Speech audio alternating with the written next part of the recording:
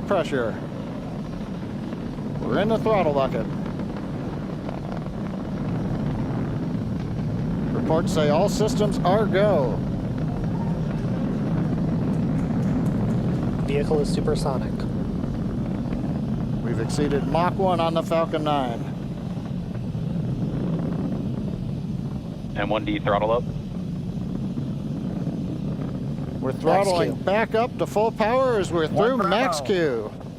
Copy, 1 Bravo. And we heard that 1 Bravo call out. That's just the second abort zone that they're in. They'll continue to be on this until the first stage has done its job and they switch over to the second. At this point, Bob and Doug pulling about 2.3 Gs, 2.3 times the Earth's gravity, already moving at over 1,500 miles per hour. We've heard the call out for MVAC engine chill. That's getting the MVAC engine ready to light. That'll come at about 2:44 into flight. Right now, everything continuing to look good. Next major event coming up is going to be the triple. We'll have main engine cutoff of the 9 first stage engines, stage separation, and then ignition of the second stage engine to continue to carry astronauts into orbit. Coming up in about 20 seconds. M1D throttle down.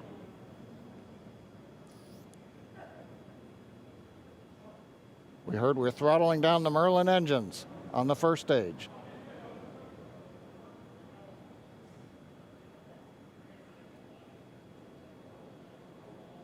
And we have MECO. MECO. 2 Alpha.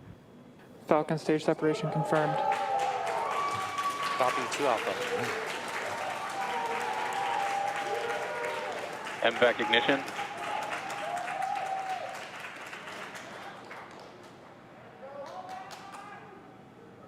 All right, we have stage separation confirmed. The first stage beginning its flight back. The second stage being powered by that single Merlin 1D vacuum engine has ignited and is now carrying Bob and Doug into orbit. So they're going to continue under the power of this second stage. Stage 2 propulsion is nominal, which will cut off at SECO, or second engine cutoff, at about 8 minutes and 44 seconds into today's flight. So a little over 5 minutes to go still on this second stage. You heard the call out 2 Alpha, so they're now in the longest abort zone that carries them all the way from about North Carolina up the eastern seaboard, almost to Canada. Things looking good though, getting good call outs, nominal propulsion on that second stage. Bob and Doug continuing to make their way into orbit.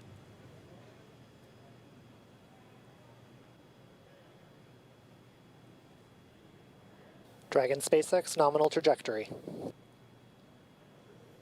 Acquisition of signal in Bermuda. SpaceX Dragon nominal trajectory. All right, here in nominal trajectory, so Dragon pointed in the right direction, continuing to make their flight uphill. Heard acquisition of signal Bermuda. That's one of the other ground stations that they're using to get telemetry and data back from this spacecraft. Stage 2 propulsion is still nominal.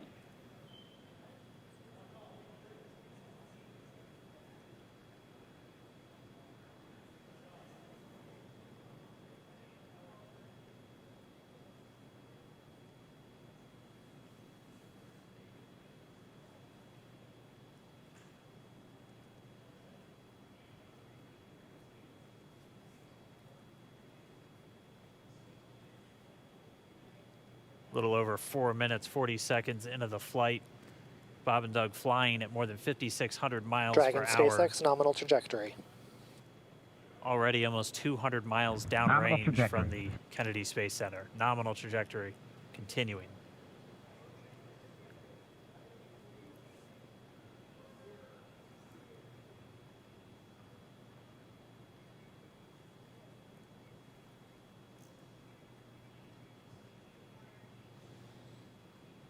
And while they continue uphill, looks like we are getting a view of the first stage as well.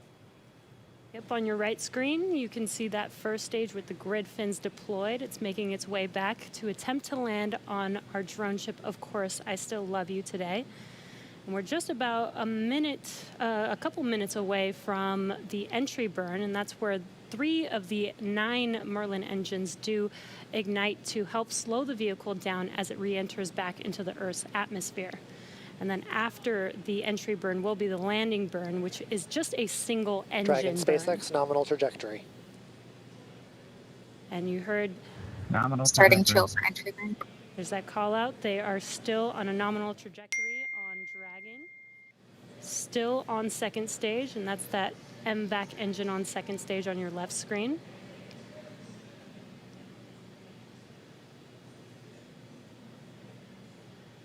Again, on your right screen is that first stage booster coming back towards our drone ship. Of course, I still love you. We're about a minute away from entry burn. Meanwhile, that second stage continuing to power Dragon into orbit. Again, if you're keeping an eye on that timer, that's going to continue to burn until 8 minutes and 44 seconds into flight. So a little over 2 minutes from now, we'll hear the call out SECO. It'll then be a little Stage under, 2 propulsion is still good. a little over 3 minutes until Dragon physically separates from the second stage of the Falcon 9 after the upper Dragon stage gets a SpaceX chance. nominal trajectory. Dragon copies. Nominal trajectory. Continuing to check in with Bob and Doug as they are on a nominal trajectory. Just about 10 seconds away from that first stage, starting that entry burn on your right screen. We should be able to see that view live. Stage 1 entry burn startup.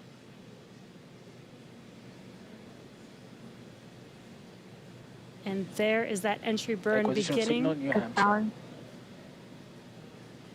This burn lasts about 36 seconds long. Stage 2 FTS is saved.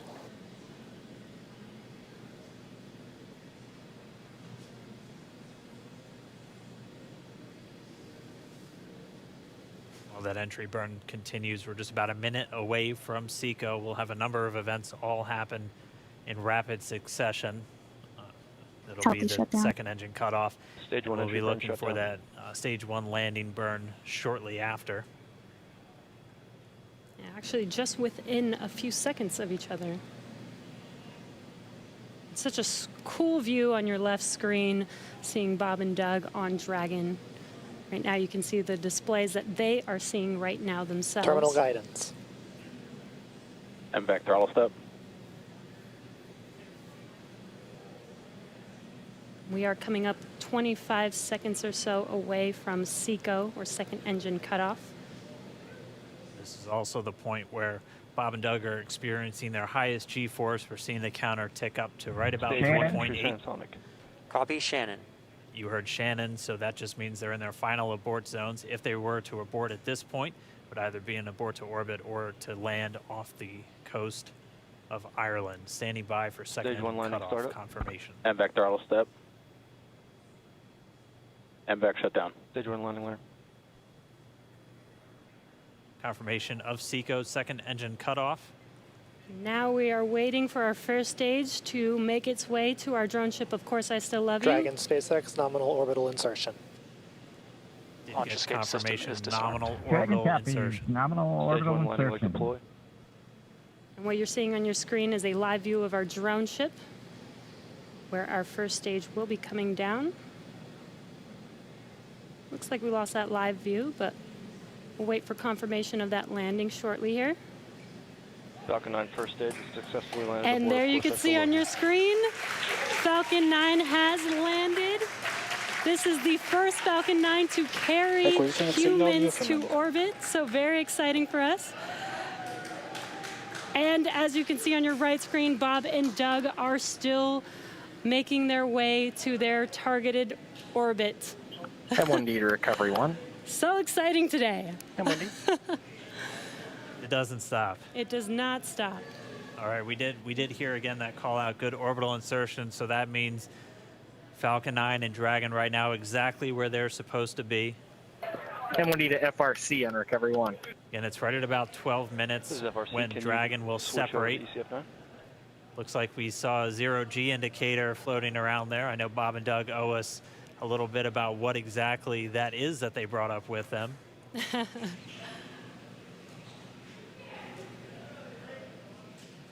And before separation, before Dragon initiates separation from the second stage, they do make sure to they do ensure that the vehicle is not spinning and it is in good condition before we separate.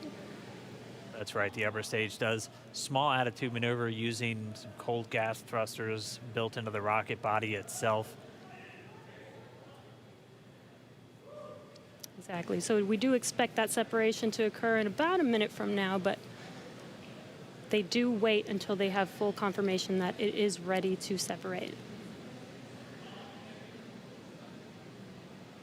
Such cool views. I cannot get over this view that we are seeing right now. Bob and Doug on the right screen inside of Crew Dragon out in space. Yeah, already 200 kilometers over planet Earth, or a little over 124 miles, traveling in excess of 2,700 meters, 27,000 meters per second, or about 16,000 miles per hour.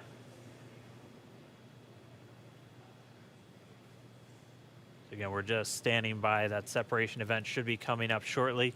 Then they'll begin a series of checks on the Draco thrusters that are going to be used to maneuver and then power Dragon on its flight to the International Space Station. Standing by for separation. Expected loss of signal, Wallops. It sounds like we had an expected LOS loss of signal with one of the ground stations. Waiting for confirmation now of that. Dragon separation confirmed. Dragon separation confirmed. There is a great view right in front of you Countdown of one, Dragon December. separating. Separation confirmed. And there's that call out. Dragon is now officially making its way to the International Space Station today. Dragon SpaceX with that separation call. We have a few words for you from our Falcon 9 team. Standing by. Dragon, Chief Engineer on Dragon to Ground. Bob Doug, on behalf of the entire launch team, thanks for flying with Falcon 9 today. We hope you enjoyed the ride and wish you a great mission. Thanks, Bala. Congratulations to you and the F9 team for the first human ride for Falcon 9. And it was incredible. Appreciate all the hard work, and thanks for the great ride to space. Copy all. Oh, Good and luck. Mike, proud of you guys and the rest of the team. Thank you so much for what you've done for us today, putting America back into low Earth orbit from the Florida coast. Copy all. Good luck. Godspeed.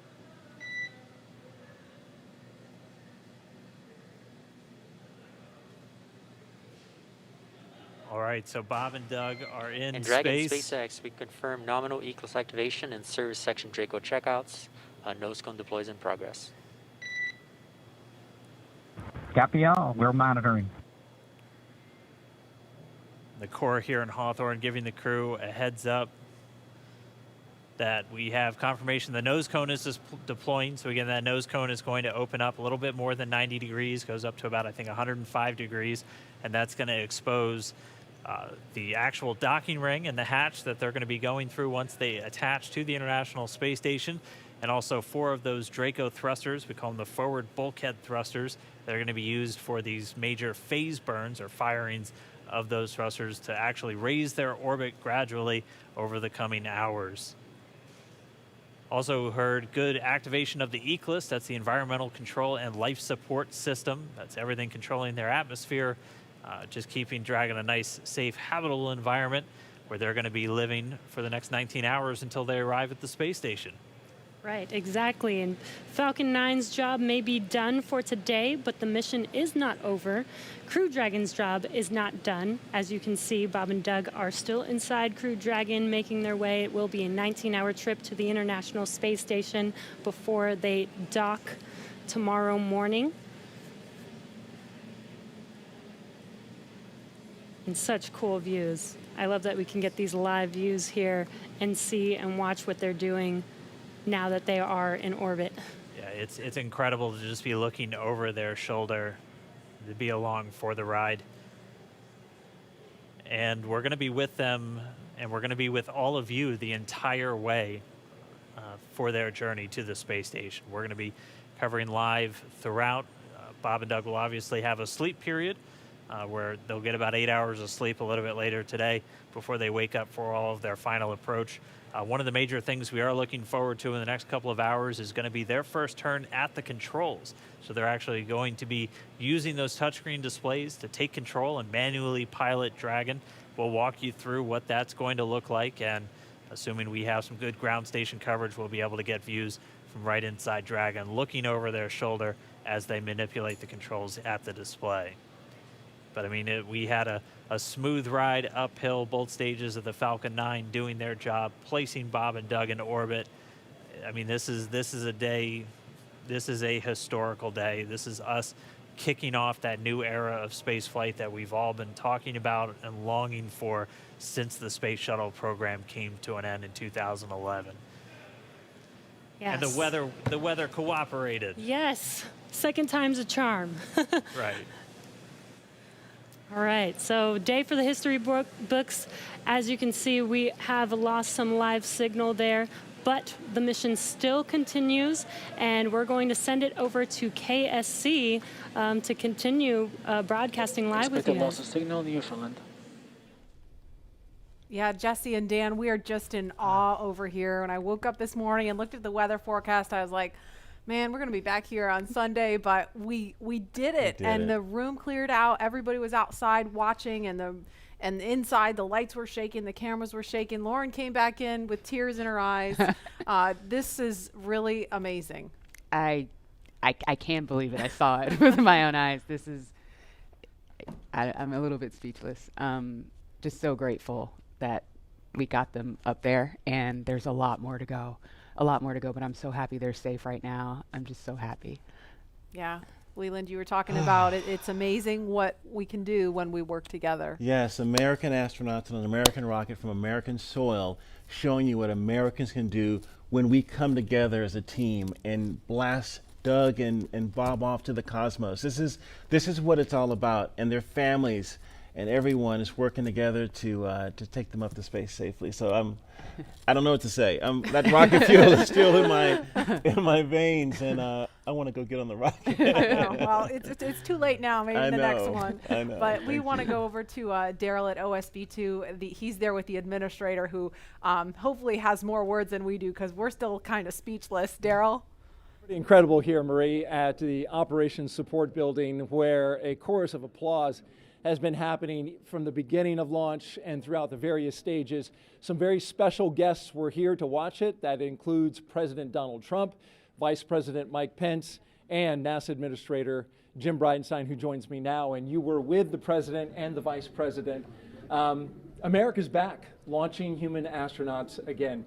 Tell me how you feel about that, and tell me about the President watching the launch and what happened there. So this has been a long time coming. It's been 9 years since we've launched American astronauts on American rockets from American soil, and now it's done. We have done it. It's been way too long. I want to give a lot of credit to Charlie Bolden. He was my predecessor as the NASA administrator. He fought hard for this program at a time when it didn't get any support in Congress. We now have an administration that is fully supportive of our spaceflight initiatives, not just on the exploration, discovery, going to the moon, onto Mars, but also from a Space Force perspective. Our budgets are going up, things are strong, and today was just just an amazing day. You know, one of the things the President did right out of the gate when he became President is he created what's called the National Space Council, and he put the Vice President as chairman of the National Space Council. And on that National Space Council, you've got the Secretary of Defense and the Secretary of State and the Secretary of Commerce, the Secretary of Transportation, the Secretary of Education, the Chairman of the Joint Chiefs, all of these different amazing individuals that deal with space day in and day out. A lot of people don't realize how many parts of the federal government deal with space. And the Vice President invited those members of the National Space Council here as well. So we just had, and then we had members of Congress, bipartisan members of Congress, Republicans and Democrats, who have been involved in supporting this program you know, for a long time now. So I'll just tell you, I'm breathing a sigh of relief. But I will also tell you, I am not going to celebrate until Bob and Doug are home safely. Tomorrow, they're going to dock to the International Space Station. Tonight, I'm heading to Houston to be at the Johnson Space Center when that happens. So It's a bit of a relief. The nose cone is now open. It's now deployed, which means that now we're going to go into some burns. We're going to have some phasing burns. We're going to have some boosting burns, and we're going to get as much as we can in alignment with the International Space Station as early as possible here. But also, I know it's hard, but the big thing that we need to do now is we got to get Bob and Doug, who have now gone through this exercise twice. They need to get some rest. But I can guarantee you there will be no rest for a good amount of time while they're up there in orbit. And they are certainly on their way, and a lot of people joining us for this entire celebration and watching it. We just heard 10 million people watching live as this launch happened, and President Donald Trump becoming the third sitting president to watch a launch live from the Kennedy Space Center. The first. To be clear, I think he's the only sitting president to watch American astronauts launch on a brand new rocket that has never launched before, and that's a big risk. He also said we're going to go to the moon by 2024. That means he's putting himself at risk to say, look, I'm going to be accountable, potentially, I'm going to be accountable to the initiatives that I put forward. And I think we have not had that kind of leadership for space in a very, very long time, and we're so grateful for it. What was it like watching the launch with the president? How did he react? Oh, I'll tell you, it's obviously something that is near and dear to him. He said it a year and a half ago. He put it in the State of the Union speech. He said, we're going to launch American astronauts on American rockets from American soil. And of course, I was like, in my head, I'm thinking, we better get after this. Of course, we've worked overtime to make it happen. We might be a little behind schedule, but we got it done, and we got it done safely. We're knocking on wood, but so far so good. It's looking good. You personally, Jim, as that rocket was lifting off and you felt that rumble? Yeah. What'd you feel? What'd you experience? Well, I was praying. I'm not going to lie to you. I was praying. I was praying for Bob and Doug. I was praying for their families. I was praying for their safe return, even though they're just going. But man, I'll tell you, it was, I've heard that rumble before, but it's a whole different feeling when you've got your own team on that rocket, and they are our team. They are America's team. This is Launch America. This is everything that America has to offer in its purest form. And times are tough right now. There is no doubt. We've got the coronavirus pandemic. We have other challenges as a country. But I hope this moment in time is an opportunity for everybody to reflect on humanity and what we can do when we work together, when we strive, and when we achieve. And if this can inspire a young child to become the next Elon Musk or the next Jeff Bezos or the next Sir Richard Branson, then that's what this is all about. Or the next Jim Bridenstine. Yeah. Well, I wouldn't put me in that category, but. Well, we appreciate your leadership for the space agency at this time, and congratulations on an amazing day in the launch. Thank you. It's been a great ride. All right, very good. Marie, we'll send it back to you in the studio. Doug and Bob are on course to arrive at the International Space Station tomorrow, May 31st at 10:27 a.m. Eastern Time. And we'll be staying on the air for continuous live coverage along the entire ride to the station. So though our coverage here is concluding, we will turn it over to the teams in Hawthorne and Houston to take us through the next phases of the Demo 2 mission, all the way through hatch opening and a welcome ceremony on the space station for Bob and Doug tomorrow.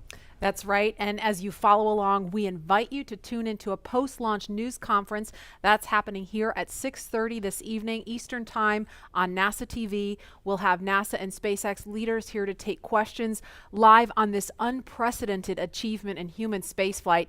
And in addition to NASA TV, you can follow along always on Twitter at @NASA and nasa.gov for mission updates as it progresses. Here now are highlights from the mission so far. May 30th, 2020. Remember this day. You'll have this memory forever. The day America returned astronauts to orbit from U.S. soil.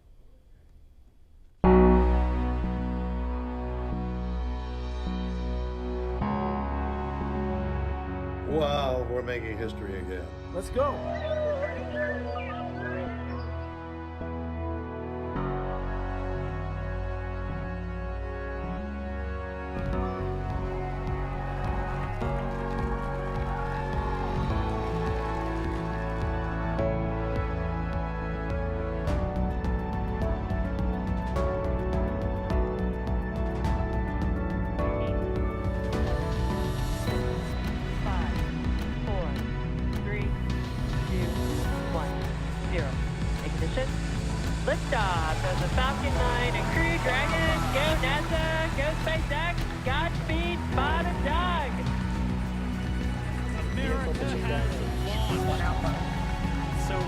a new era of American spaceflight, and with it, the ambitions of a new generation continuing the dream.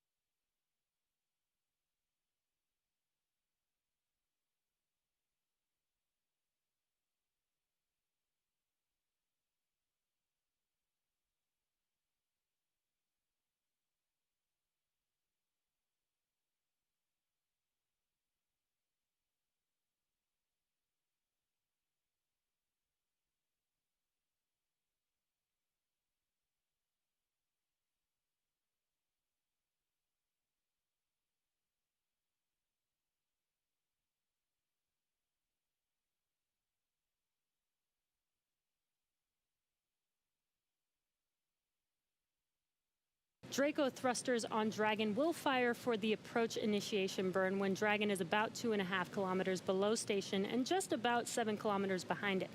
This will swing Dragon up until it is about 400 meters directly below the station, and this maneuver will also move Dragon inside one of those 2 safety zones around the station that requires a set of go, no-go polls with the different control teams.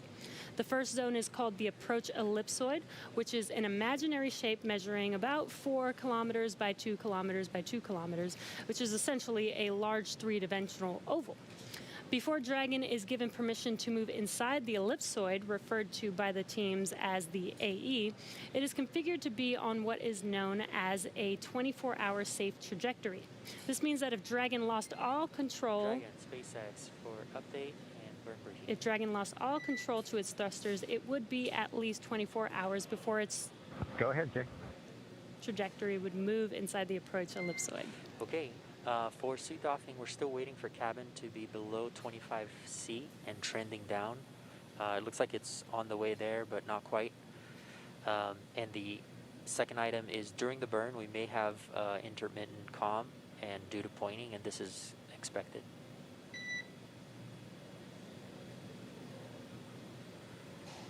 We're just listening.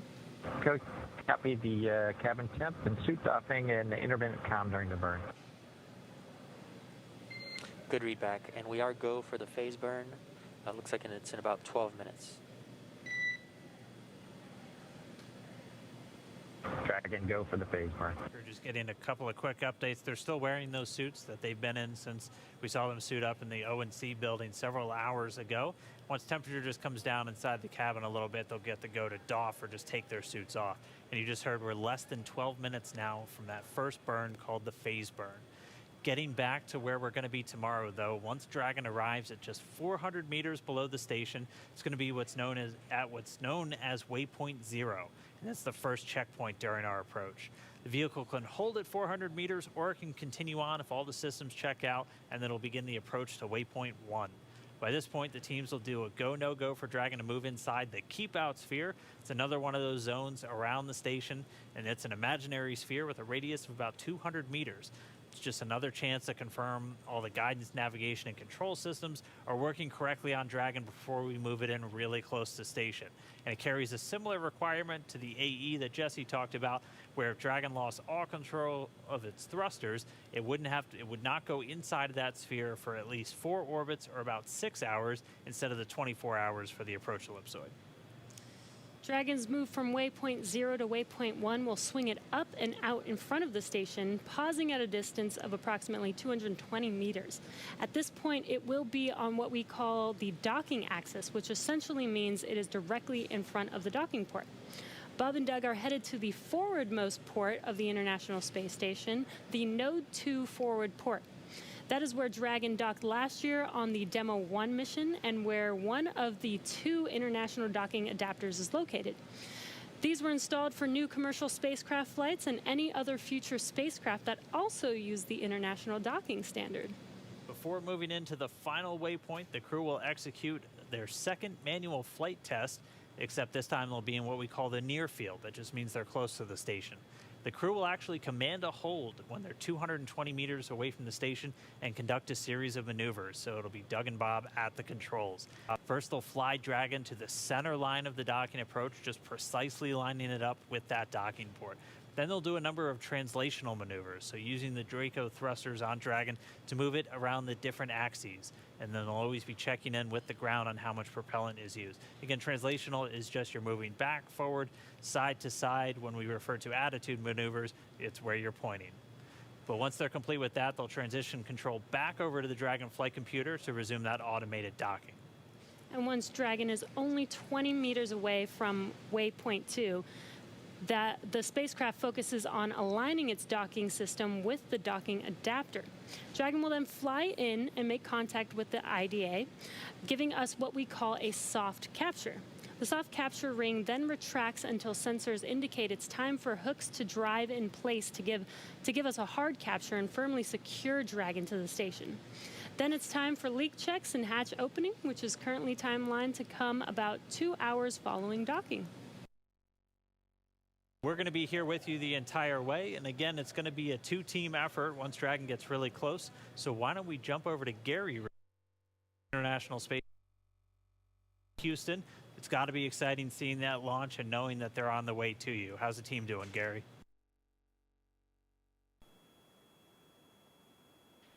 Dan, there is allotment from the room. We are closely monitoring Dragon's few burns that are coming up here. You both did a great job of describing some of those. From the International Space Station side of things, we're really in a monitor mode for much of the flight. Once it gets closer to some of the docking portion of the flight that you were going through, that's when we'll start really kicking into gear for joint operations. Just when the Dragon is just about 80 kilometers away, we'll start doing our checkouts of a system called C2V2. That's the communication system. Dragon, through the most of its flight, will be talking or communicating with the TDRS satellites, geosynchronous satellites around the Earth. Right about the 80-kilometer part, it'll be we'll be turning on the C2V2. That is the common communication for visiting vehicles and establishes a link between the International Space Station and Dragon. It'll be turned on for some S-band connections and testing some of the radio signals as Dragon makes its approach. Really, though, we'll be monitoring the approach through some of those final burns once it's in front of the International Space Station. The space station has a few things that it needs to do from the attitude control side of things to really prepare the station for docking, switching some of the thrusters over to the Russian side and really relying on those control moment gyros and the angular momentum there to keep the International Space Station nice and steady. Once it makes its approach, it'll really be up to Bob and Doug to perform those final maneuvers and into docking. Chris Cassidy, though, will be monitoring from the inside. He's got a tool called the RPOP, and he'll be monitoring the approach from the inside of the International Space Station. Chris Cassidy, through the past couple days, has been preparing the International Space Station for Bob and Doug, getting some of the beds that they'll be sleeping in on the International Space Station ready, really preparing some of the tools that he'll use for the monitoring, and then when Doug and Bob are nice and close to the International Space Station, opening up the hatch and getting some air right between the hatch where Bob and Doug will enter the International Space Station.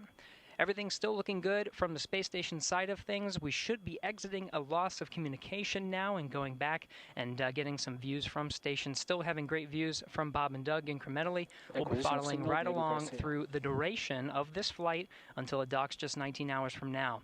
That's it from us in here in Mission Control Houston. Dan, I'll send it back to you over in Hawthorne. All right. Thank you, Gary. Now joining me here in Hawthorne, though, we'll get her a second to get mic'd up and everything, but SpaceX's Kate Tice, who was with us for Demo 1, we got to do the splashdown together. Now we're going to do kind of that initial flight on orbit with Bob and Doug. So, Kate, thanks for jumping in. Yeah, absolutely. Hi, everyone. I'm Kate Tice. I'm a senior engineer here at SpaceX. Really excited to be joining you for the Demo 2 webcast here with Dan, like he said, in front of mission headquarters here in Hawthorne. So, like he was saying before, Dragon is going to be performing a couple of different things going on in the next few hours. We're going to have 5 major burns, but at the moment, we are coming up to the first burn, which is the phase burn. Yes. And that's going to be, again, the first firing of those thrusters, those Draco thrusters. It'll be using both the forward bulkhead, so the ones that were uncovered by that nose cone, and also the ones around the service section or around kind of the bottom portion. And we've been looking at our timeline, and it's expected to last about 492 seconds is what they have it in there. So it's going to be a fairly long firing. And again, these are done just to gradually raise up the orbit. So essentially what we're doing is we're waiting until we're at the highest point of our orbit over the Earth. We're firing the thrusters, and that raises up the lowest point of our orbit. And then we just circle everything out with what we call a co-elliptic burn once we get back to that other side of the orbit. So they're going to just gradually do that over the coming hours until they're at the International Space Station. And then it's time for docking. Yeah. So, like Dan said, we have a total of 12 a total of 12 Draco thrusters on board of Dragon. In addition to the 4 bulkhead Draco thrusters, which we'll be using upcoming, there are 12 more Dracos in the service section, which is the area along the lower part of the Dragon capsule. These will be used in every burn and are primarily there to help maintain Dragon's attitude, which is especially important when doing the finely tuned approach into docking. Now, they can also be used for smaller translational maneuvers, but right now we're approaching the phase burn, and that should be about 3 minutes. Yep. So we're just going to continue to stand by, wait for that phase burn. That'll be the first major on-orbit event since they've done all of their checkouts and the nose cone is open. And then we'll be standing by. We should be having the first manual flight test coming up in just about 50 minutes from now if everything goes well. So that'll be our first chance to watch Bob and Doug actually fly Dragon. And so, I mean, that's going to be really cool. Again, it's designed to fly itself the entire time, but it's the crew has the ability to step in should they need it. And they'll actually be stepping in and taking control. So they'll be flying a brand new spacecraft for the very first time.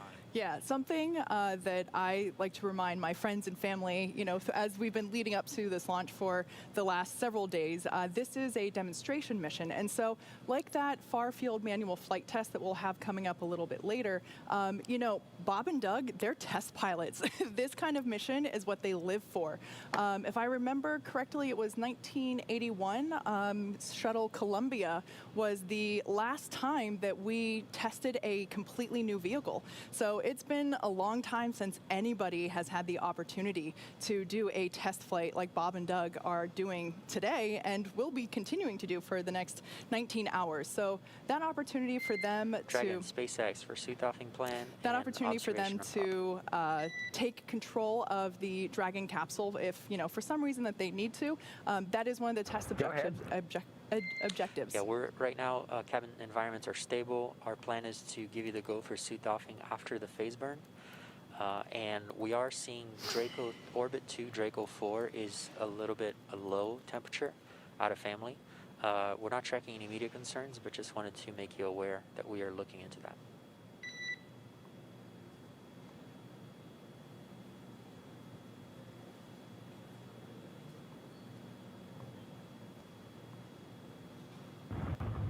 Okay, copy that, SpaceX. We'll plan on suit doffing after the burn, and then the Orbit 2 Drake 4's low temp. Good readback. All right, so the crew is going to stay in their suits until after this phase burn, which we should be hearing start in just about a minute from now.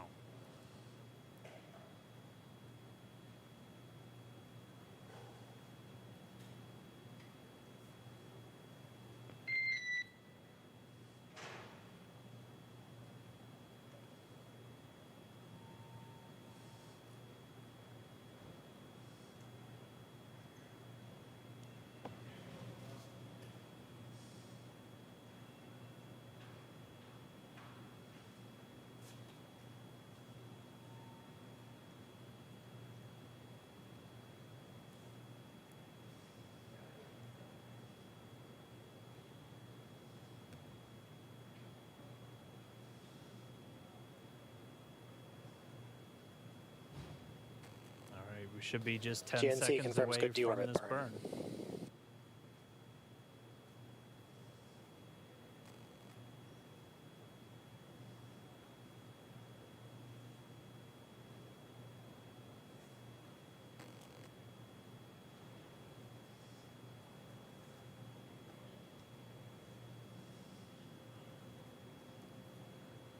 And we have confirmation the first burn is in progress. Again, this is the first of the 5 major maneuvers. This one's called the phase burn, using those forward bulkhead thrusters.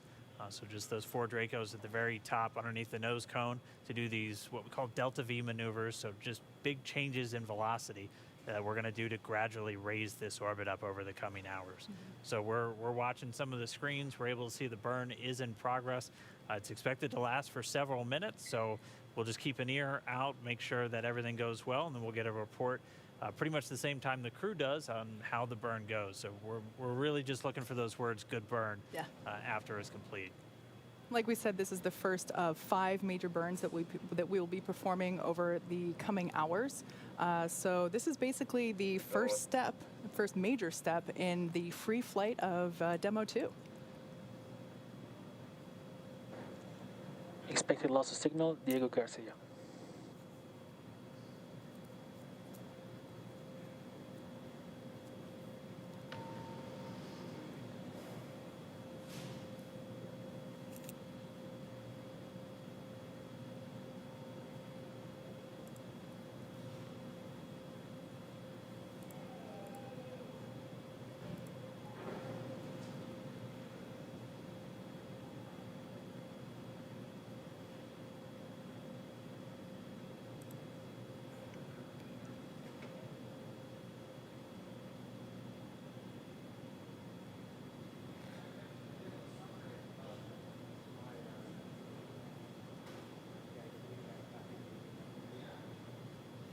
We're about 2 minutes into our phase burn. Everything looking good so far.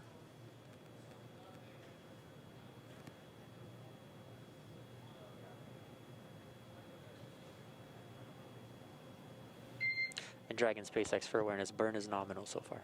All right, we have confirmation that burn is nominal thus far. We concur. Thank you. Again, Bob and Doug have insight into how this is going the whole way just through those touchscreen control panel that they have right in front of them, those 3 screens. And when we get video inside the cabin back, hopefully as we're doing that manual flight test, you'll be able to get a really good close-up look at how they kind of have their window into Dragon itself.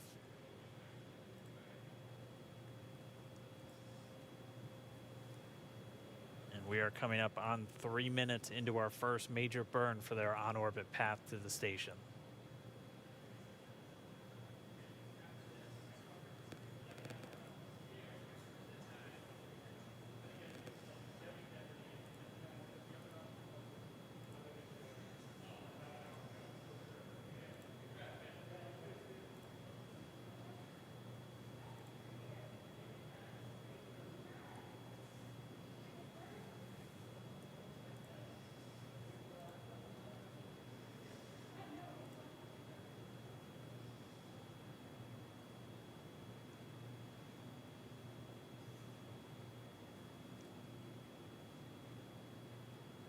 If you're just now joining, we are 3 minutes 45 seconds into the phase burn. This is the first major burn.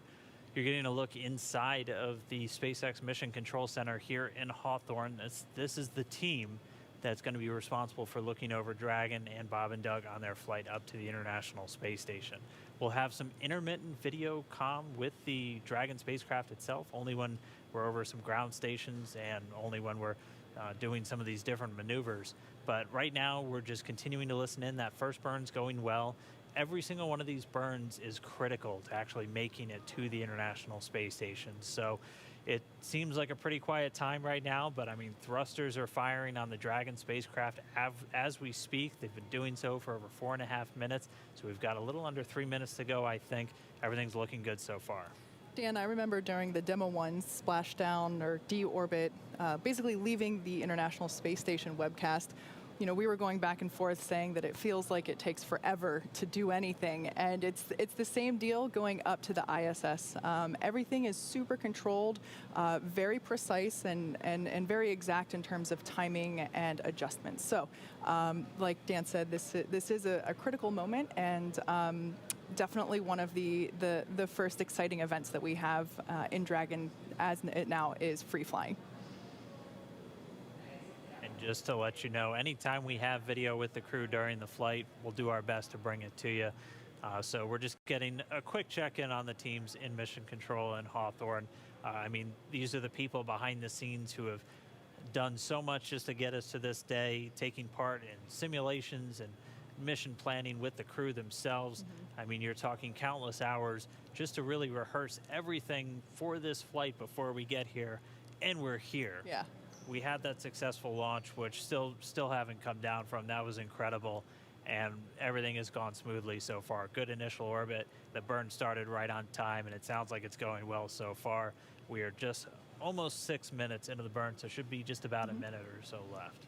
Like you've heard us say many times on today's webcast, prior to launch and after launch, you know, Bob and Doug have rehearsed every single procedure with the SpaceX team for this mission. So everything that they're doing now and have done all day, despite the unfortunate scrub that we had earlier in the week, was just an extra practice test, which was awesome. But you know, it was nothing new for them. They had rehearsed everything, and same goes with this. All of the procedures that we are running through now, and will continue to run through all through the duration of the mission. Bob and Doug have, you know, they are super familiar with what's going to happen and what they're expected to do. And we should be coming up near the end of the phase burn. Again, this is the first in 5. The next major one's going to be the boost burn. That's going to raise their orbit up to just about 10 kilometers below the station itself. And so they're just going to get closer and closer in these incremental steps.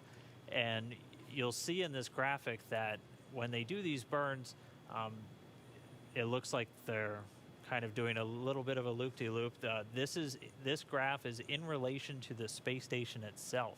So on one axis, the Y, you have how far below you are, and on the X, how far behind the station you still are. It's not perfectly to scale. Dragon, SpaceX, nominal burn.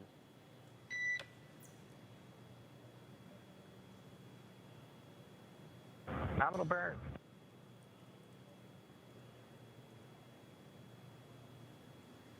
And we just heard the 2 words we were hoping for, nominal burn. So 1 burn out of 5 checked. And so that was the first one. The next one coming up is going to be the boost burn in about an hour and 24 minutes. Before they get to that, though, we are going to be looking forward to that manual flight test where they're going to be taking the reins and they're going to be taking control of Dragon itself.